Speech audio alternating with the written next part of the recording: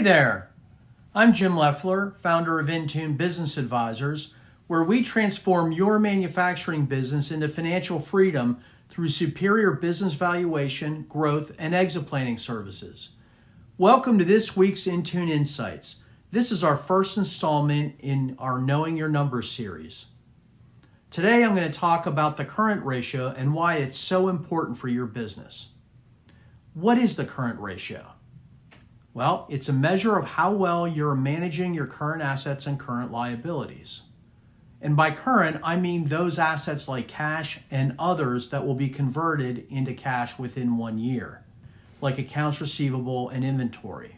Likewise, current liabilities are those obligations that are due within 1 year, such as trade accounts payable, accrued liabilities like accrued payroll, insurance, and other short-term obligations. Your line of credit balance or current portions of outstanding debt that are due in 1 year are also current liabilities. What we want to know is whether you have enough cash and liquid assets like AR and inventory to pay those current obligations. Okay, so how do you calculate the current ratio? Really simple. You divide your total current assets by your total current liabilities.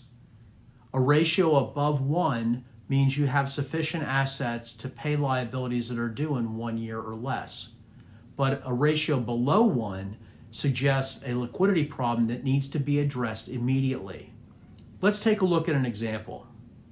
Here's a spreadsheet for a manufacturer with current assets and current liabilities over the last 5 years, with the current ratio calculated at the bottom. And we're looking at amounts in thousands. So for example, in 2020, the company had $7 million in current assets. And the current ratio in all 5 years is greater than 1, which is great, but what else can we glean from these figures? I mean, different industries are going to have different average current ratios and targets. Okay, so like all other measures, it's all relative. And this is true even for different types of manufacturing. For example, lumber and wood product manufacturer current ratios have ranged from 2.11 to 2.54 between 19 and 23. The same holds true for stone, clay, and concrete products.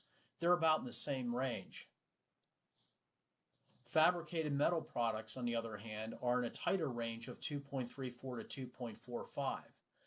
And finally, chemicals and allied products had current ratios ranging from 2.93 to 4.55. Now, you may think, well, geez, the higher the current ratio, the better, because that would mean that we can easily pay our current liabilities within 1 year or less. But is that the case? Not necessarily. It's more important to look at your own numbers over time and seeing what's driving your ratios. To answer this, let's break down the components of our current ratios into specific current assets and current liabilities. Okay? So we see that we've got cash, accounts receivable, inventory, and a few other current assets like prepaid expenses. All right? And on the other side, we've got current liabilities of accounts payable, accrued liabilities, an open line of credit with an open balance, and some current debt that's due. All right, so we look at the current ratio and we say it's been pretty steady, except for 2021. Look what happened there. It really went up to 2.83. And that's a function of accounts receivable and inventory going a lot higher. Okay? So in this case, we're saying, well, 2.83, this really went up. And you may think, well, in the absolute sense, maybe that's a good thing. But when you dig into the numbers, you see, well, whoa, we've got cash tied up in accounts receivable and inventory. And so it's not always a good thing if we had a larger current ratio. And this is where you would want to dig into your numbers and figure out, okay, maybe we've got some collection or aging problems here. Let's dig into that. Let's look at our inventory. Do we have some obsolete raw materials? What are our purchasing patterns? Are we ordering too much too often? Do we have some slow moving finished goods? And so you look at that, and that's when you would start digging into the numbers. So you can see just by looking at the current ratio, it then allows you to start asking deeper questions about what's increased, what's decreased, and then the next layer down, what's driving those increases or decreases. Okay. Now, on the other hand, if we had a current ratio of 2.83 and it was driven by cash, woohoo!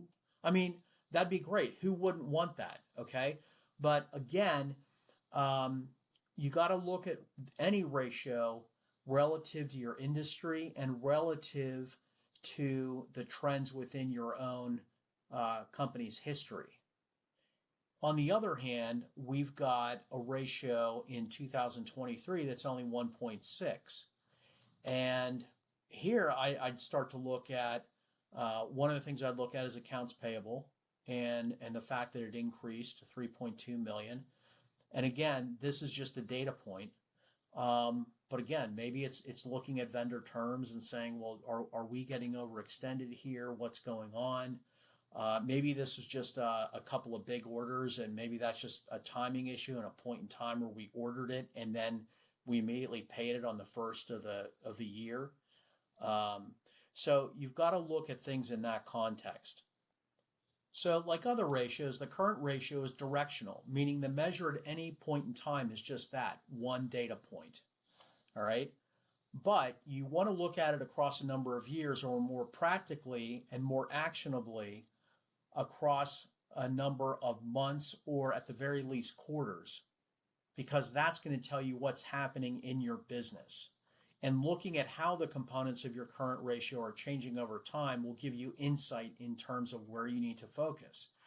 Is it customer payments and terms and collections? Is it the frequency and magnitude of inventory purchases? Can you improve your relationships with your vendors? Okay, so all of these things start coming into focus. And that's what really the current ratio allows you to do. Okay, 5 takeaways. First, the current ratio, current assets divided by current liabilities, is a very quick way to gauge how well you're managing your working capital and, by extension, your liquidity. Okay, number 2. A current ratio below 1 is a red flag because it says you cannot meet your obligations that are due in 1 year or less with your current levels of cash, accounts receivable, and inventory. Number 3, a current ratio that is too high should also be examined for liquidity issues such as slow-moving inventory or AR issues that have AR aging issues. And number 4, target current ratios are going to vary depending on your specific manufacturing industry. Finally, number 5, look at your current ratio on a monthly basis, ideally, or at least quarterly.